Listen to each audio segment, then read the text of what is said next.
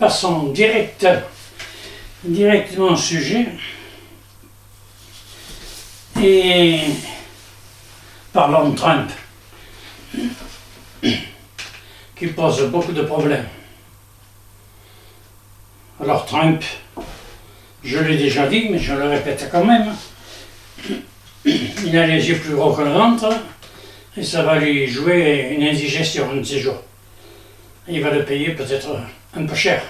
Enfin, on voit un homme qui n'est pas du tout politique, mais qui n'est qu'un commerçant, un agent d'affaires. Il achète, il vend, pour lui tout s'achète et tout se vend, y compris les humains. Bon, ça c'est une politique, une façon de voir les choses, c'est pas la mienne, la vôtre non plus d'ailleurs. Il voulait tout. S'il se prenait pour Dieu, pas le Saint-Esprit, mais le quatrième, parce que déjà les 3 autres places sont prises. Mais il se prenait pour un Dieu. Il se croyait tout puissant. Et là, tout dernièrement, les dernières nouvelles.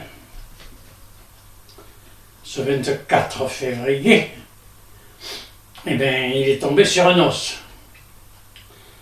Le Premier ministre Carney du Canada lui en a fait une belle, et puis c'est bien fait pour lui. Et la suprématie des États-Unis, elle est en train de plonger. On ne peut que s'en féliciter, parce que moi, quelqu'un qui détient toutes les rênes de tous les pays, c'est pas normal. C'est un super dictateur. Alors, les États-Unis, je ne sais pas. Ils ont une façon de faire qui leur est un peu particulière, un peu trop hautaine, n'est-ce pas? Tout ça à cause de leur dollar.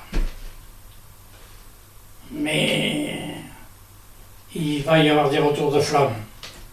Ne vous tracassez pas. Alors,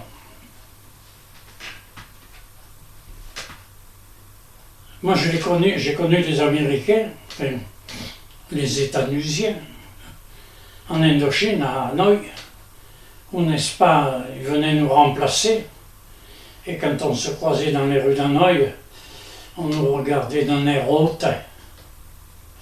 Nous étions des sous-fifres. Quand on sait comme ils sont partis, il n'y a pas de gloire à en tirer. Hein. D'ailleurs, par la suite, plus tard, bien plus tard, il y a eu d'autres problèmes. Et le pire, c'est l'Afghanistan, où quand même, il faut reconnaître que là, ils ont pris une dérouillée. Hein. Et puis, quand on voit que les secrétaires d'ambassade étaient obligés de monter sur le toit de l'ambassade pour se faire embarquer par un hélicoptère parce qu'en bas, les Afghans les attendaient. Excusez-moi du peu, c'est pas très glorieux. Bon, on les a vus en Syrie, on les a vus en Irak, on les voit maintenant, on les voit en Ukraine, où partout où ils passent, mais c'est pas comme Attila. Attila, quand il passait, tout trépassait. Mais avec eux, quand ils partent, ça ne trépasse pas, ça reste. Et résultat, en Ukraine, ils laissent tomber l'Ukraine. En Iran, par message, ils annonçaient qu'ils encourageaient les Iraniens à aller dans la rue. On arrive! Ils sont arrivés, mais ils sont trompés de porte parce qu'ils n'ont jamais dû trouver l'Iran. Si, maintenant, alors là, ils ont envoyé toute leur flotte, des bateaux, et puis ils ont monnayé quand même un retrait qui donnerait satisfaction, pas tellement aux Iraniens, mais aux Américains. De façon qu'ils puissent dire, vous voyez, moi je m'en suis bien sorti. Comme ça, c'est pas bien du tout. Alors, je pense que les États-Unis, là où ils ont réussi, parfaitement d'ailleurs, c'est dans l'amitié perdue. Les amitiés perdues. Parce que déjà, au nord de chez eux, ben, le Canada leur a tourné le dos, leur a fermé les robinets.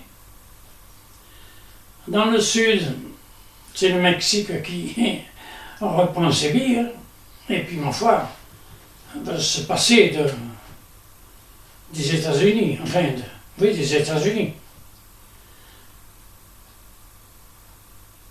Il y a un autre État, un peu plus bas, le nom va me revenir, qui pareil change de fusil d'épaule. Le Brésil, voilà, change de fusil d'épaule et se retourne contre les États-Unis. Le Japon,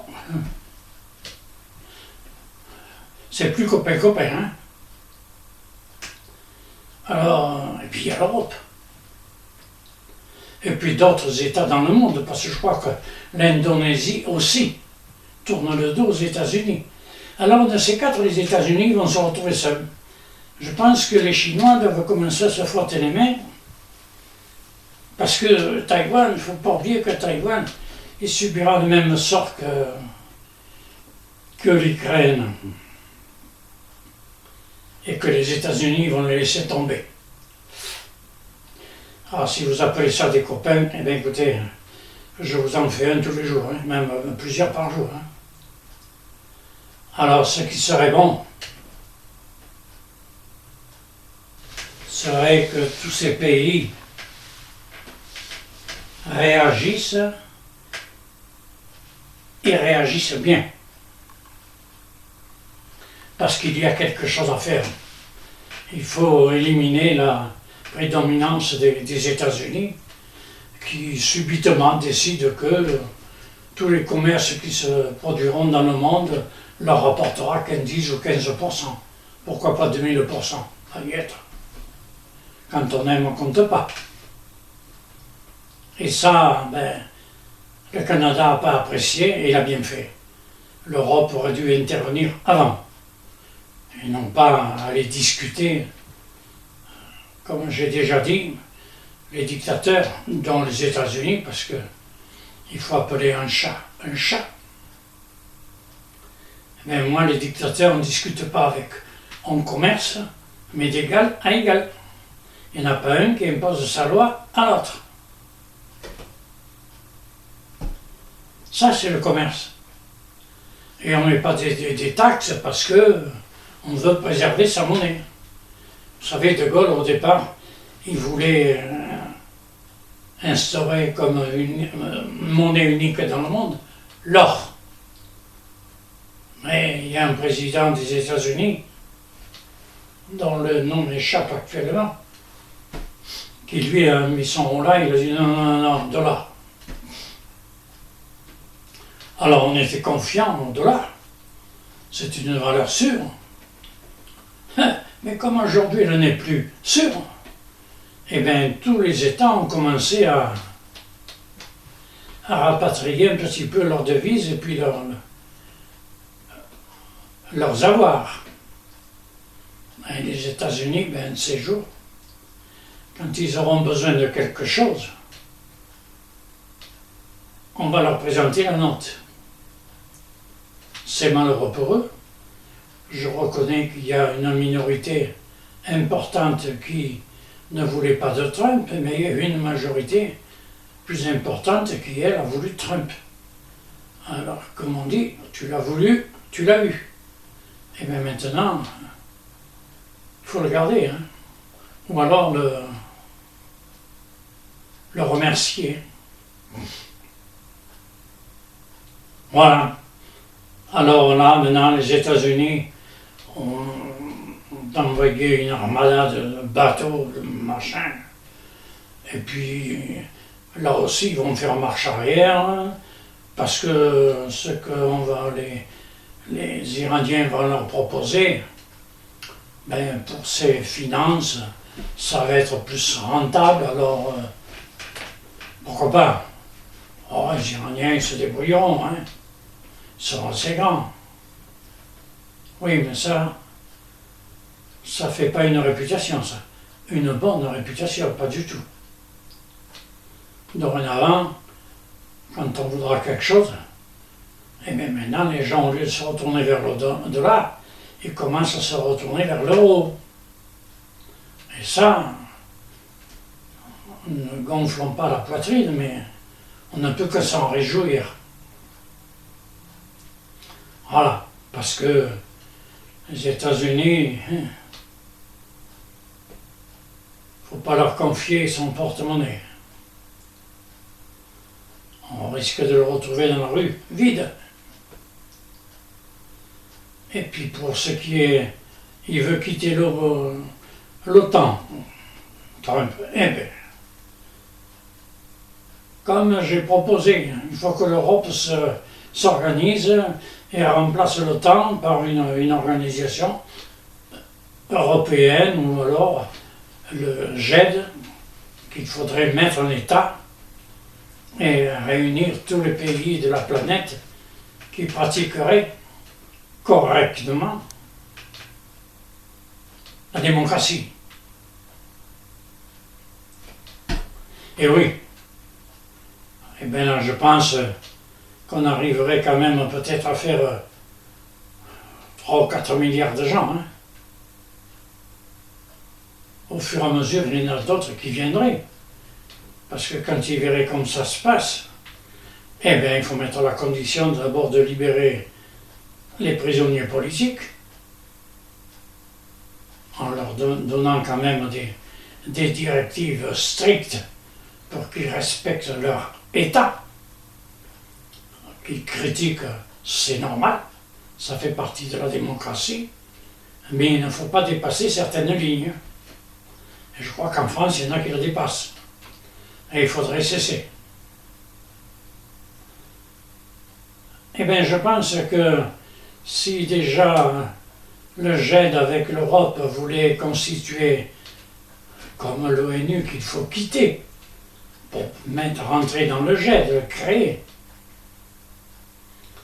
eh bien, je pense que l'ONU, on peut s'en retirer, puisqu'en fait, c'est les communistes, c'est la Russie et les États-Unis qui gouvernent l'ONU. Alors moi, si les autres n'ont pas droit à la parole, si la France émet quelque chose aussi sec, il y en a un des deux qui dit stop, vote, veto. Alors il faut arrêter tout ça. Il faut que les gens prennent conscience que tous les États ont le droit de vivre librement et que ça se fasse dans la meilleure confiance. Il ne faut pas se tirer dessus. Voilà. Alors, je ne l'ai jamais précisé, mais si vous consultez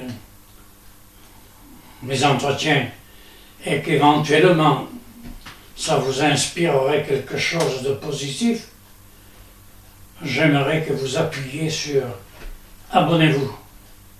C'est le meilleur pour moi de suivre ceux qui sont intéressés par mes propos, qui sont, s'ils se réalisaient, ils sont à aménager, à modifier, à arrondir les angles. C'est ça la démocratie. Il ne faut pas dire oh, ben, je veux ceci, c'est ça ou rien. Non, non, non, non, non. On propose. C'est pour ça que si vous pouviez, avec les adresses mail que je vous remets dans les envois que je fais tous les jours, ou presque, eh bien, contactez. Je vous donne suffisamment d'adresses pour contacter pas mal de monde. Combien? C'est à vous de voir. Plus il y en aura, bien entendu, et mieux ça voudra. Voilà, je vais vous laisser, et puis je vais reprendre notre entretien. Ben, je sais pas, je vais vous tenir au courant, rassurez-vous. Merci de votre attention. À bientôt.